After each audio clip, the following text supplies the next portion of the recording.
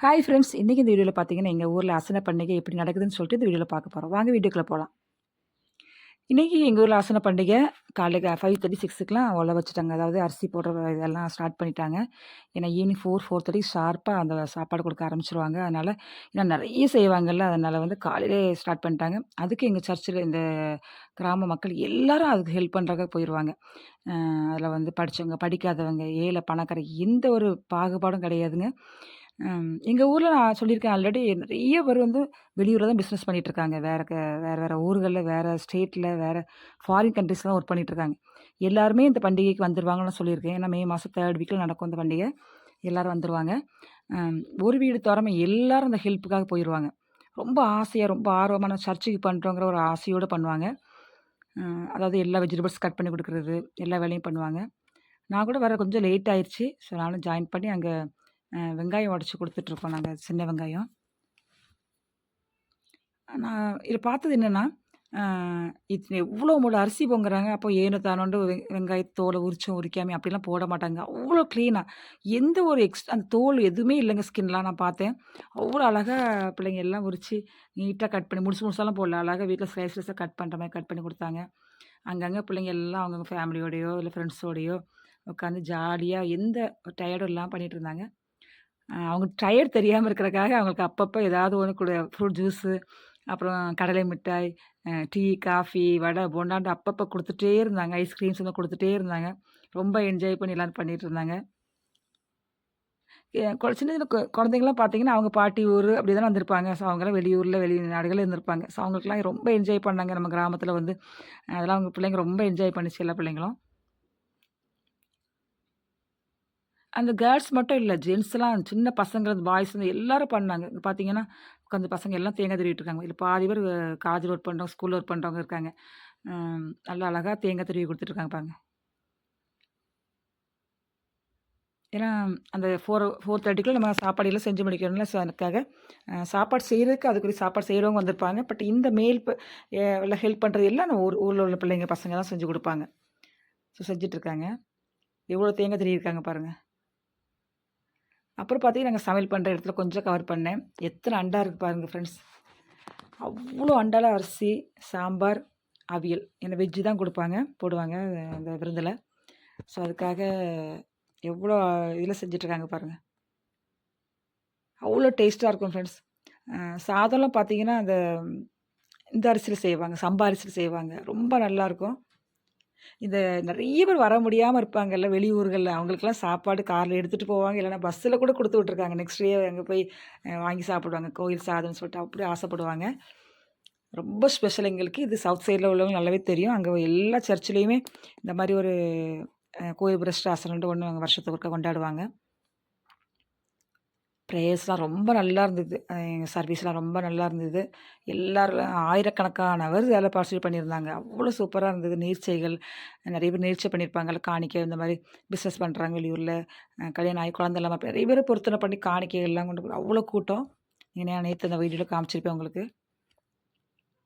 சீக்கிரமா வேலையெல்லாம் முடிச்சுட்டு நாங்களும் பார்த்தீங்கன்னா, கிளம்புற டைம் ஆயிருச்சு. ஏன்னா ஈவினிங் வந்து 4:30ங்கிறப்ப வந்து நம்ம சரி டைம் ஆயிருச்சு. அதனால வீட்டுக்கு போயிட்டு நைட்டு சாப்பிட வரக்காக கிளம்பலான்னு சொல்லிட்டு நானும் அ கிளம்பிட்டேன்.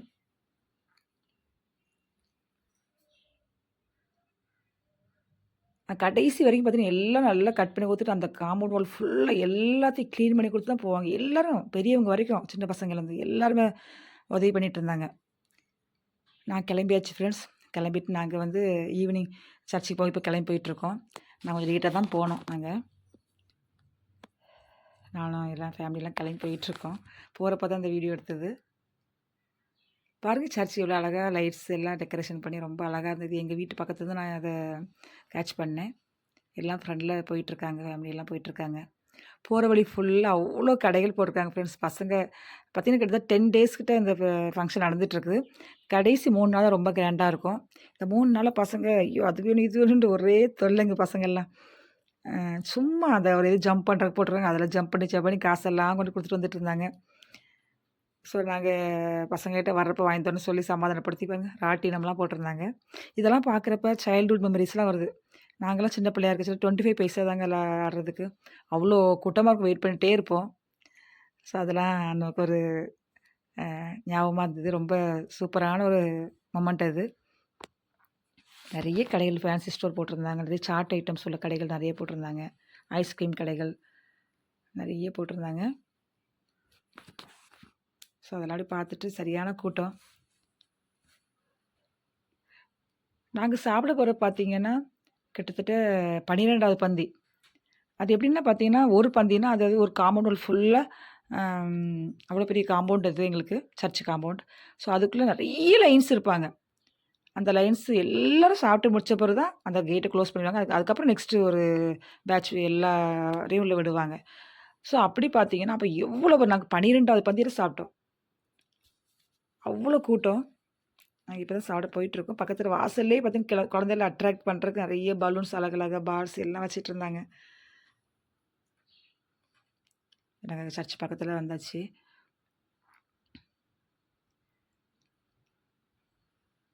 சரியான உள்ள பாருங்க லைன்ல உட்காந்துருக்காங்கல்ல ஃப்ரெண்ட்ஸ்.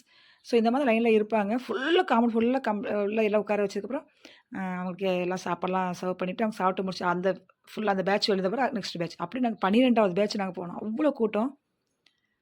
நாங்க சாப்பிட்டு வந்தப்புறம் அதுக்கப்புறம் அத்தன பந்தி நடந்தது. அப்ப எவ்வளோ பேர் வந்திருப்பாங்கன்னு பார்த்துக்கோங்க. எங்க கிராமத்த சுற்றியுள்ள அவ்வளோ ஊர்லேருந்து வருவாங்க. இதில பார்த்தீங்கன்னா, எந்த விதமான ஜாதியோ, மதமோ எந்த பாகுபாடும் கிடையாது. எல்லாரும் வருவாங்க. யாரும் முகத்த பார்க்கவே மாட்டாங்க. அவங்களுக்கு எவ்வளோ சாப்பாடு கேட்டாலும் குடுப்பாங்க. எத்தன அண்டா மாரி பாத்திரம் கொண்டு வந்தாலும் சரி, பாத்திரங்கள் பை கொண்டு வந்து எவ்வளோனாலும் ஒரு வார்த்தை பதில் ரிப்ளை பண்ண மாட்டாங்க. அவ்வளோ கேட்குறதெல்லாம் குடுப்பாங்க. குடுத்து அதான் அந்த ஊரோட ஸ்பெஷல்.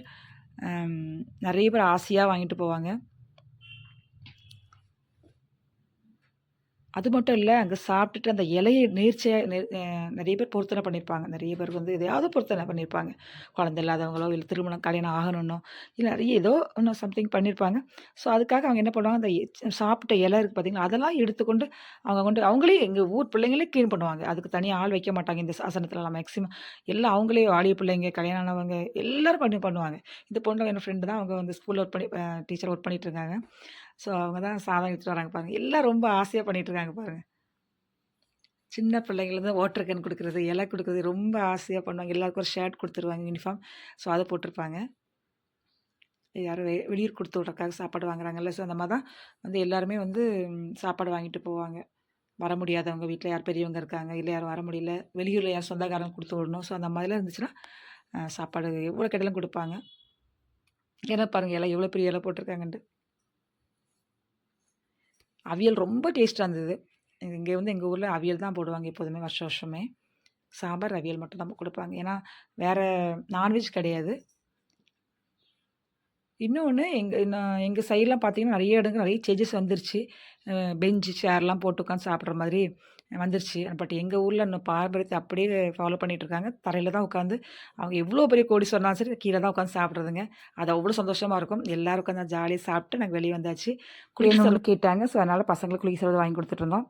எங்களுக்கு இந்த 10 நாள் ரொம்ப சந்தோஷமா போச்சு. எல்லாருக்காகவும் நல்லா ப்ரேயர் பண்ணியாச்சு. ரொம்ப சந்தோஷமா இருந்துச்சு. எல்லாரையும் ஃப்ரெண்ட்ஸு, ரிலேட்டிவ்ஸ் எல்லாரையும் பார்த்தாச்சு. ரொம்ப ஹேப்பியா இருந்துச்சு.